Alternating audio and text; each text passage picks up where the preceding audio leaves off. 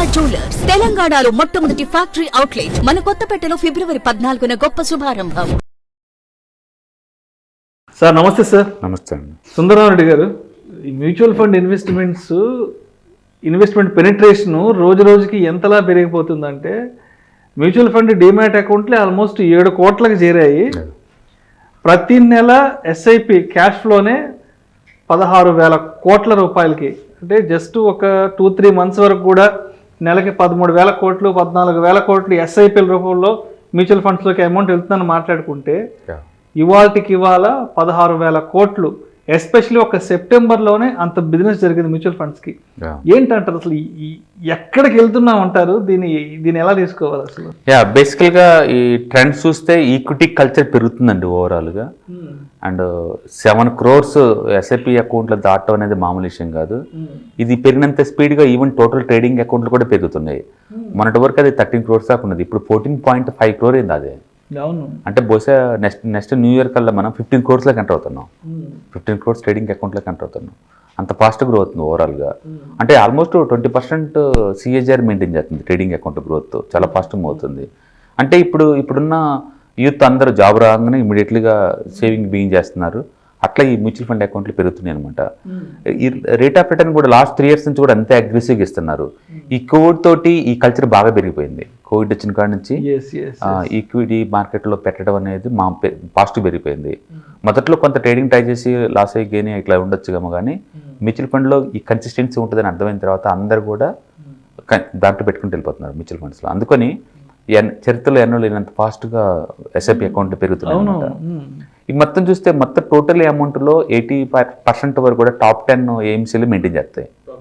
కొత్తవి వస్తున్నాయి. లాస్ట్ 6 monthsలోనే చూసుకుంటే హిలియో మ్యూచువల్ ఫండ్ వచ్చింది, జీరోదా మ్యూచువల్ ఫండ్స్ వచ్చినాయి, అండ్ గ్రో మ్యూచువల్ ఫండ్ వచ్చింది, అండ్ కొత్త 5-6 దాకా పర్మిషన్లు వచ్చేసింది ఏఎంసీ లైసెన్స్లో. అందుకని ఇంకా ముందు రోజుల్లో పెరగడం తప్ప తగ్గడానికి ఏం లేదు. ముందు రోజుల్లో కూడా ఇంకా పెరుగుతుంది తప్ప తగ్గేదేం లేదు. అందుకని ఓవరాల్గా ఫైనాన్షియల్ అవేర్నెస్ పెరుగుతుంది. వీటన్నిటికీ మదర్ ఏంటంటే బ్లాక్ రాక్ కనుక వచ్చింది అనుకోండి, జియో ఫైనాన్స్తో టైప్ అయింది కదా, అది కనుక వస్తే వాళ్ళ దగ్గర డేటాబేస్ చాలా ఎక్కువ ఉంటుంది కాబట్టి అకౌంట్స్ ఇంకా అగ్రెసివ్గా పెరుగుతాయి. వాళ్ళు టెలికామ్ కనుక డబల్ ఎలా చేశారో ఈ టోటల్ మ్యూచువల్ ఫండ్ సైజుని డబల్ చేస్తారు ఈజీగా వాళ్ళు ఒకసారి వచ్చారంటే. ఎందుకంటే వాళ్ళ దగ్గర జియో టెలికామ్ డేటానే ఆల్మోస్ట్ 40 కోట్ల డేటా ఉంది వాళ్ళ దగ్గర, కస్టమర్స్ డేటా ఉంది కాబట్టి వాళ్ళు ఈజీగా వచ్చి చేస్తారు. కొత్త ఇన్నోవేటివ్ పోర్టల్ పట్టుకొస్తారు కాబట్టి ఇన్స్పైర్ అవుతారు యూత్ అంతా. కాబట్టి ముందు రోజులు ఈ ట్రెండ్ కంటిన్యూ అవుతూనే ఉంచుకోవచ్చు. ఇప్పుడు ఈ అకౌంట్ సైజ్ ఎంత అంటే టోటల్ యునైటెడ్ కింగ్డమ్ జనాభా కన్నా పెద్దది, ఆస్ట్రేలియా కన్నా పెద్దది, కెనడా కన్నా పెద్దది. ఒకప్పుడు ఫినాన్స్లో వాళ్ళు చాలా అడ్వాన్స్గా ఉంటారంటారు. ఇప్పుడు ఇండియాలో మ్యూచువల్ ఫండ్స్ ఉన్నాయి ఆ అకౌంట్ అంతమంది తోటి. ఇది స్టార్టింగ్లో ఉన్నాం ఇక్కడ. ముందు రోజుల్లో ఇంకా పెద్ద గ్రోత్ ఉంటుంది ఈ ఏరియాలో మాత్రం. కాబట్టి ముందు పెద్దది. బట్ ఓల్డ్ ఈజ్ గోల్డ్ అన్నట్టు ఓల్డ్ మ్యూచువల్ ఫండ్స్ ఏది ఉన్నాయి అయ్యే లీడింగ్లో ఉన్నాయండి.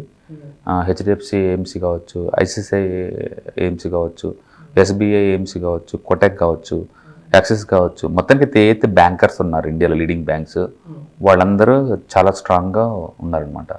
సో ఈ టాప్ 10 ఏఎంసీలు కలిపి ఆల్మోస్ట్ 86% టోటల్ మ్యూచువల్ ఫండ్ అకౌంట్స్ని కంట్రోల్ చేస్తున్నాయి. సో యావరేజ్ మీద దగ్గర ఒక్కొక్కరికి 1000 కోట్లు అవుతుంది per month SIP amount. So market ముందు రోజులు ఉంటుంది. అందుకని వాలటిలిటీ రాను తగ్గుతుంది. వరల్డ్ వైడ్గా మార్కెట్లు అప్ అండ్ డౌన్ అవుతున్నా Indian market everyday gap down open అవటం మళ్ళీ ట్రై చేస్తుంది పైకి, గ్యాప్ డౌన్ పైకి ట్రై చేస్తుంది. కారణం ఏంటంటే లోకల్ మనీ దానికి క్వశ్చన్ లాగా అడ్డుకుంటుంది. అందుకని ఎఫ్ఐఎస్ వాళ్ళు నెగిటివ్గా ఉన్నా సరే ఇండియా మీద మార్కెట్ ఈ మాత్రం ఉందంటే బికాజ్ ఆఫ్ ఈ మ్యూచువల్ ఫండ్ ఇన్సూరెన్స్ పెనిట్రేషన్ వల్లే. అందుకని ముందు రోజుల్లో ఈ ఫైనాన్షియల్ అవేర్నెస్ పెరిగిద్ది, ఇది కంటిన్యూ అవుతుంది. ఓకే, ఇప్పుడు మనం అనుకున్నట్టు ఈ 7 కోట్లు కాదండి, ఇది 10 కోట్ల అకౌంట్లో అవుతాయి ఈజీగా. ఎస్ఐపి కూడా ఈజీగా 20,000-25,000 కోట్లు దాటుతూనే ఉంటాయి. అంటే రోజుకి ఒక 1000 కోట్లు వచ్చే దూరం ఎంతో దూరంలో లేదు, తొందరలోనే ఆ మైల్ స్ట్రెంత్ మనకు చేరుకుంటుంది. ఏదన్నా అంటే మ్యూచువల్ ఫండ్కి సంబంధించి ఏదన్నా ఈ టీవీ ప్రసార మాధ్యమాలలో ఒక యాడ్ వచ్చినప్పుడు వెంటనే ఒక డిస్క్లైమర్ వస్తుంది, mutual funds are subject to market risk, read all the related documents and schemes careful before investing అనేది.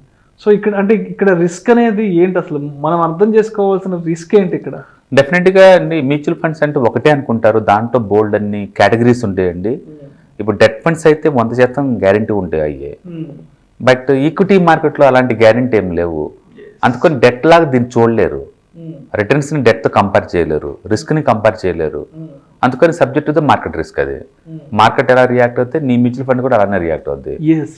అందుకని మార్కెట్ అప్ ట్రెండ్లో ఉన్నప్పుడు mutual funds, ETFs, index funds, stocks అన్నీ ఒకే వేలో పోతాయి. మార్కెట్ డౌన్ అయినప్పుడు అన్నీ ఒకే వేలో డౌన్ అవుతూ ఉంటాయి. అందుకని subject to the market risk అంతే. దాని కాదని వీళ్ళు ఎక్స్ట్రా రిటర్న్స్ ఏం చేయలేరు. అందుకని mutual funds all about market risk.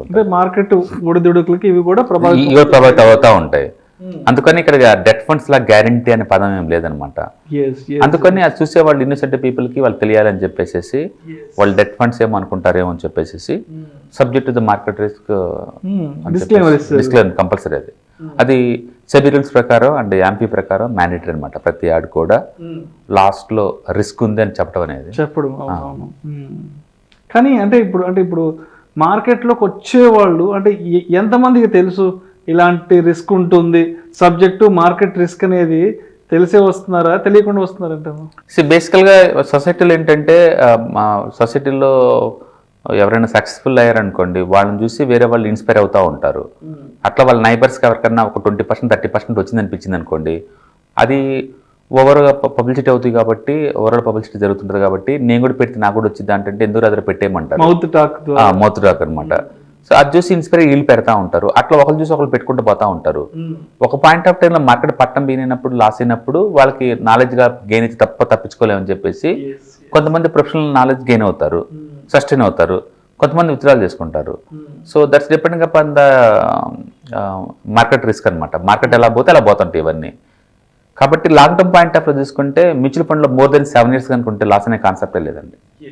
More than 7 years కనుకుంటే, ఎందుకంటే ఎక్స్పర్ట్స్ హ్యాండిల్ చేస్తున్నారు కాబట్టి సొసైటీలో ఎవరైనా మ్యూచువల్ ఫండ్ కొన్నారంటే ఫస్ట్ ఇన్వెస్ట్మెంట్స్తోనే బిగిన్ చేస్తారు. బట్ ఓవర్ పీరియడ్ టైంలో స్కేల్ అప్ చేస్తారు. బట్ ఫినాన్స్ సంబంధించిన బేసిక్ నాలెడ్జ్ ఉండటం చాలా ఇంపార్టెంట్ అండి. అన్ఫార్చునేట్లీ సొసైటీలో ఎవరు అది ఐరలో పోక చేయట్లేదు. కానీ అందరికీ కొంచెం వాట్ ఇది రియల్ ఎస్టేట్, ఏమైనా ఆపర్చునిటీస్ ఉంటే ఎట్టుంటాయి, డ్రాబ్యాక్స్ ఏంటి అండ్ అడ్వాంటేజెస్ ఏమిటి దాంట్లో పెడితే. బ్యాంక్ డిపాజిట్స్లో అడ్వాంటేజ్ ఉంది, డిసడ్వాంటేజ్ ఉంది. పెడితే నేను ఎంత రావచ్చు, ఎంత స్టార్ట్ చేసుకోవచ్చు. గోల్డ్లో పెడితే అడ్వాంటేజ్ ఉంది, డిసడ్వాంటేజ్ ఉంది. నాకు ఎంత రిటర్న్స్ రావచ్చు పెడితే, ఎలా మేనేజ్ చేసుకోవాలి. స్టాక్స్ అడ్వాంటేజ్, డిసడ్వాంటేజ్ ఏంటి, ఎంత ఎక్స్పెక్ట్ చేయొచ్చు, పోతే ఎంత పోవచ్చు. ఇట్లా ప్రతి ఎసెట్ క్లాస్ మీద ఎంతకంత బేసిక్ ఐడియా ఉండేలాగా సొసైటీలో కోర్స్ ఉండాలి. 10th, 8th, 7th. అప్పుడు అందరికీ బేసిక్ ఐడియా వస్తుంది. అందరు ప్రొఫెషనల్గా తయారు చేసుకోవచ్చు.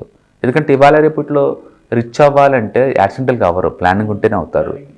అంటే compound interest time value early స్టేజ్లో ఉంటే నీకు అడ్వాంటేజ్ అవుద్ది.